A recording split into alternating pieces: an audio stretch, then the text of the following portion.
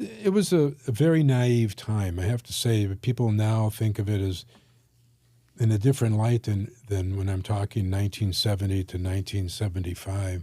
You didn't know people whose lives were ruined by cocaine. You didn't know people who really destroyed whatever they had in a personal relationship or business that they had. You know what I mean? Mm. People hadn't gotten that destructive, so it wasn't until later that it became a destructive thing. Mm. I didn't really think of it as anything. I thought that it was like an outlaw thing to do. It was a cool thing to do, but I never really saw myself as a narcotics trafficker until the day I ended up in Mexican prison, being electrocuted, and tried to get me to sign a confession in Spanish that I was the boss of this operation. Then I realized this is a more serious problem. Being in Mexican prison, you realize, I'm not sure I want to be a criminal. How did that happen? How did you get caught and thrown in jail? The DEA was investigating me for a number of years. You know, let's say somebody came out of a club at 1 a.m. and they got stopped because they went through a red light or they had a headlight out or something. They got busted with cocaine. And then what would they say if they were asked, well, where did this come from? They would, well, there's this guy named Art, and he has a house. He lives in Colombia. He also lives on the top of the Rockies in Estes Park, and he's a smuggler. And, you know, Art Rapkin, you know. So they heard.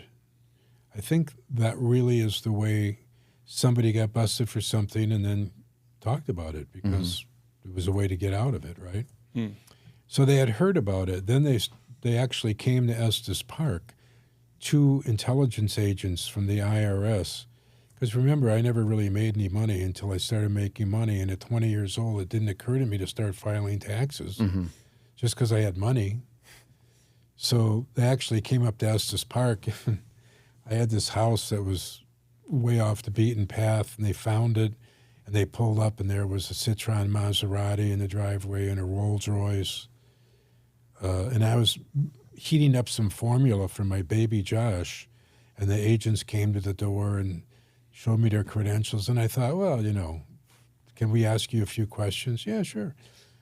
So I let him in, and then I handed him my baby while I was getting the formula, the bottle ready, and here's the IRS agent sitting there with my son Josh, and they were asking me questions like, "Oh, what do you do?" And I said, "Well, I have a little store on Main Street. It's called Marty's Candle Nook. It's like Estes Park is a tourist town, so it's got tourist stuff in it. And what about these cars?" "Well, I won that one in a poker game." I just thought, I'm outsmarting. Remember, I've been outsmarting people my whole life. So I'm figuring out just whatever comes out of my mouth. I didn't realize that you just don't talk to people like IRS agents, DE. You don't have to talk to them. You just say, "No, sorry, but you can't come in. You have to." Yeah. I want my lawyer present if there's any reason. But I didn't do that. I thought I'd be really cool. Well, anyway, I thought that I was really cool, and I probably was really cool because the IRS agent who was investigating me, they investigated for years. They were actually, these 2 guys, that was their whole gig, was investigating me and putting a case together. They would go to Braniff Airlines, which is no longer in business, Trans World Airlines. They saw how many times I went to Colombia. They tried to do a paper trail of how much, they went around Estes Park, they went into the drugstore and asked the pharmacist how much I spent. Trying to just put together a case that I made so much money but didn't pay taxes, didn't file taxes. So that's what they really had, was a case of 2 years failure to file with intent to invade. But they had really nothing about cocaine or trafficking. But I was doing I shouldn't have done it, but this guy that was my bodyguard, his father had cancer, and he wanted to help pay for his medical treatment, and he asked me if he could be a courier and if we could do one more trip. And my wife was like, "Don't do another trip. Don't." They were flying over our house in Sonoma in helicopters, photographing us at the pool. Don't do it. And I thought, they're never going to catch the fox. So I get on a plane. I go down to Bogota with this guy. He's going to carry it back because he wanted to make 10 grand that I offered him that he could pay for his father's medical care. Mm-hmm. So anyway, it wasn't a cruise. And the idea was we were going to get it in Bogota, and he was going to fly to Mexico City, get off the plane in Mexico City, then have a domestic ticket to fly from Mexico City to Tijuana, where I had a car with people who was going to pick him up and come over the border at Tijuana in the San Ysidro border crossing, as if he was in Tijuana for Friday and Saturday. It was a good plan. So he landed in Mexico City. I was supposed to fly 2 hours after his flight left and go to Miami, but because we packed all this cocaine, we didn't have masks on. We didn't know about masks. And so all this powder, you inhaled it, and I was like, when I went to bed, I couldn't sleep. So it was like, my flight was at 8 in the morning, and at 4 in the morning, I think I took 2 Valium. So I didn't make the flight. And the only flight that was flying out at 11 was the flight to Los Angeles that he was on that stopped in Mexico City. So I figured, well, I'm not getting off, and I have no drugs, so I'm going to go. So I got on that flight. I paid cash for my ticket at the counter in Bogota. I got on the flight. He's sitting next to me, and I'm like in 3A, and he's in 3B. Lands in Mexico City. He gets off the plane.